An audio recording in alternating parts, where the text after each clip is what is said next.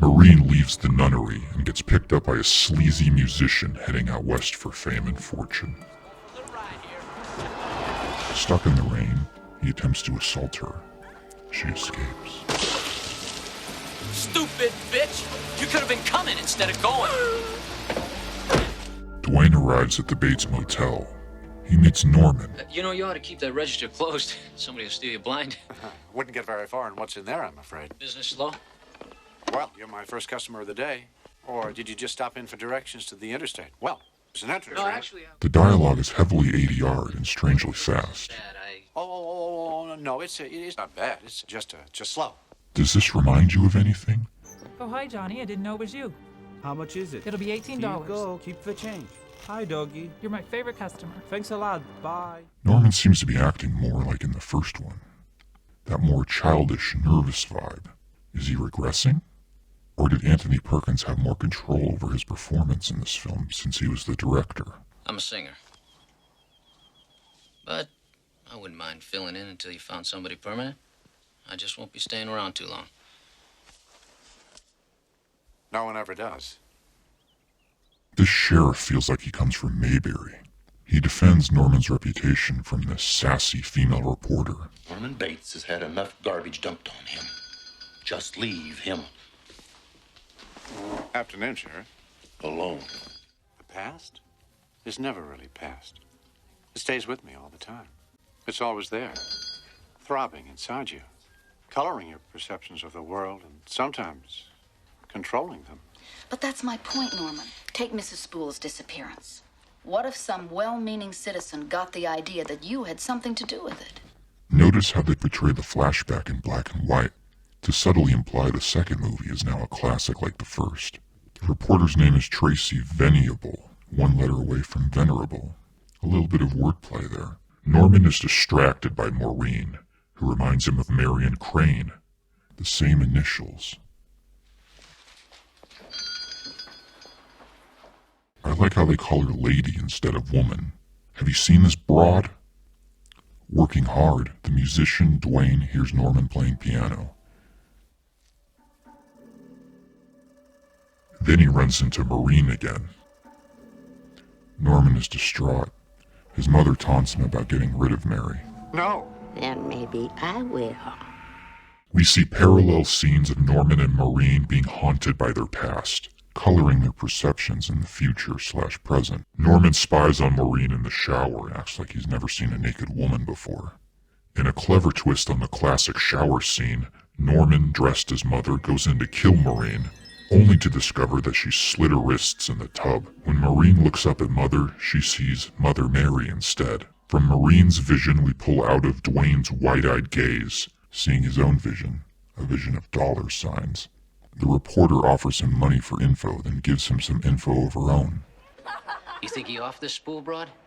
Well, he acted pretty weird this morning when I brought the subject up. At the hospital, a recovering Marine has a talk with Norman. I guess I did leave the bathroom a mess. I've seen it worse. They bond as fellow sweet wounded souls. The despair. It's just so overwhelming. I'm glad you're safe. Thank you for looking out for me. Sure. Every line of Norman's has a pause. We sometimes get lost. But if there'd only been someone looking out for us to help us understand, maybe we wouldn't do some of the sad, awful things we do. If a lot of people love each other, the world would be a better place to live. Dwayne takes a floozy back to his room and engages in some lamp play. There's nothing that boomers in the 80s found sexier than wailing saxophones over pounding drum machines. Dwayne tosses her out unfeelingly. She goes to a phone booth and receives a call from Mother.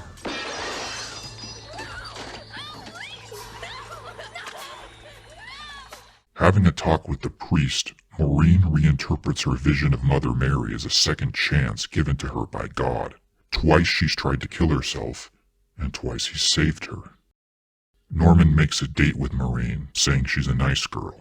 He seems attracted to her conservatism, the literal Madonna whore complex. He takes her to a sexy supper club.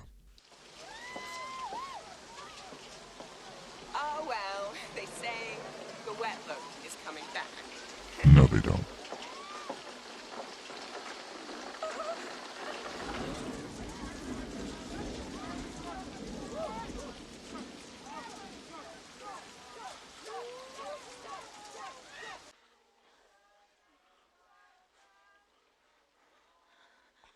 What's wrong? I'm sorry, Maureen. I just can't do this. Norman has another argument with Mother over his growing feelings for Maureen. Norman redirects his violent impulses to a hapless woman on the toilet. The sheriff shows up and demands to look around. We discover Norman has stashed Toilet Girl in the ice chest. This is all a setup for a funny scene where the sheriff eats some bloody ice. But why did Norman stash her in there? Why put her in a place so easily discoverable to passerbys? It's a contrivance to excuse a shocking moment. After the police leave, Norman discovers his mother is missing. A note leads him to Dwayne's room, who has kidnapped Mother. Using his information gained from the reporter, Dwayne plans to blackmail Norman so he can fulfill his dreams of starting the next Kings of Leon or whatever. Norman is forced into killing him, not just his mother, but as himself. For a moment, Norman seems like he's taking responsibility for a murderous action he's caused, without deluding himself into thinking it's Mother. The illusion quickly disappears. You made me do this! Your tainted blood in me! Miss Venable digs up some more dirt about the missing Mrs. Spool. That was why Mary came to me that night he saved my life. It was a sign. And the woman in the window. That must have been Mary, too. Believing God is pointing her to Norman, Mary heads back to the Bates Motel. While driving Toilet Girl into the lake, Norman is attacked by the somehow still alive Dwayne. The car goes into the lake. Mary goes into the house. She sees Norman, but at first only as a silhouette, a darkened shape that she can read whatever she wants to into. Distracted by Mother's shrill shout, Norman accidentally knocks Mary to her untimely demise. Once again, the line between Norman's actions and Mother's is being blurred.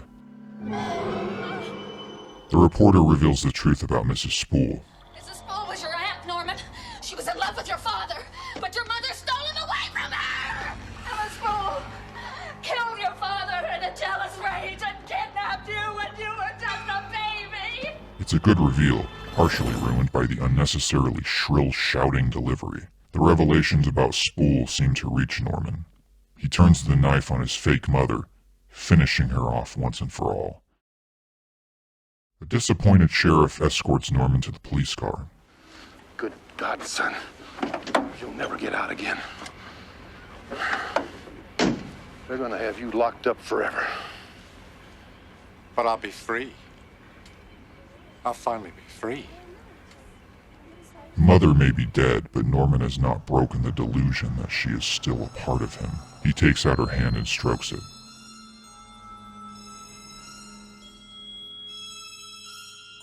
Norman Bates lives.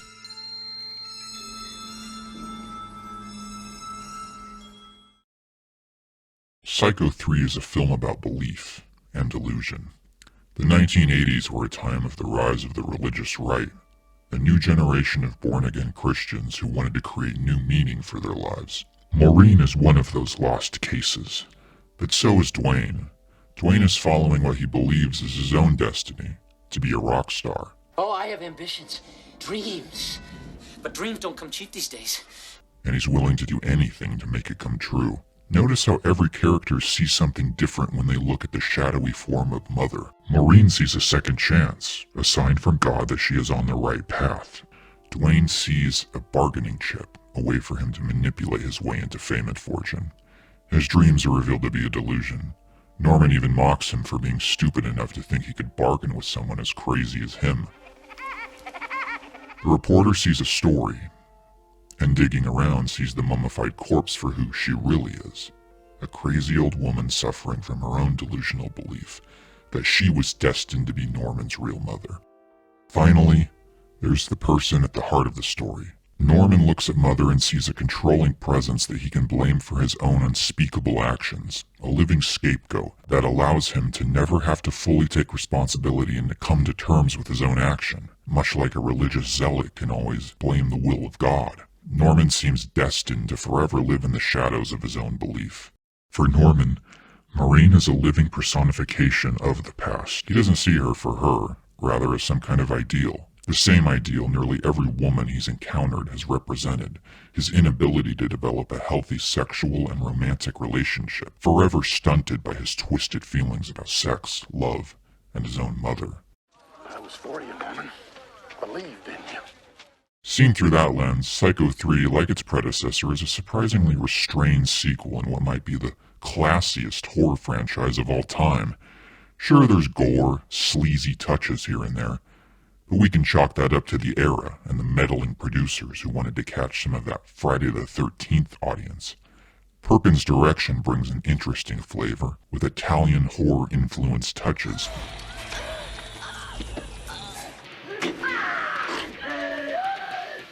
And a strange, eerie score by Carter Burwell.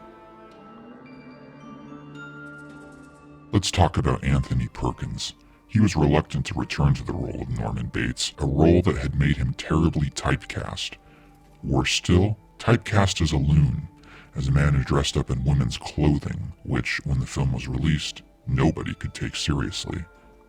Something else people didn't seem to take seriously were these movies. Look at the dismissive way this television host introduces the film before interviewing Perkins. Okay, are you ready for Psycho 3? It's here, like it or not. And then there's the king of dismissive interviews, David Letterman.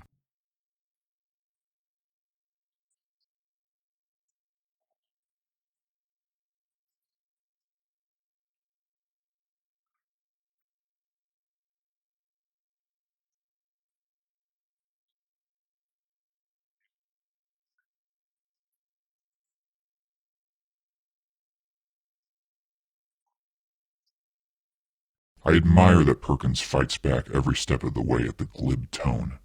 He really seems to believe in the film that he's making.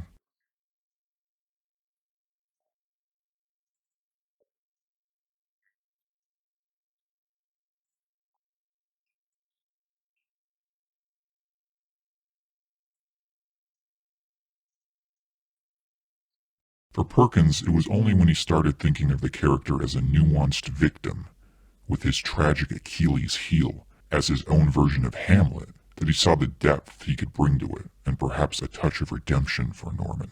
While the sequels certainly bring a touch of class and restraint, what they lack is the raw edge that the original had, the shocking things it did that nobody had ever seen in a movie. There isn't a whole lot here that you haven't seen before. There's nothing really scary or edgy, and no, Jeff Fahey waving a lamp in front of his cock doesn't count. Remember, this is the same year as Henry, Portrait of a Serial Killer, and we're 4 years away from Silence of the Lambs. Movies about psychosexual criminals were pushing the envelope in terms of violence and realism. Watching these movies, in contrast, is almost like watching a very dark sitcom. Catching up with an old friend, the Bates Motel becomes almost cozy. Makes it kind of cozy. So cozy, in fact, that I kind of want to return there again. Which means, yes, I guess I'm going to have to check out Psycho 4. The made-for-television sequel. God help me.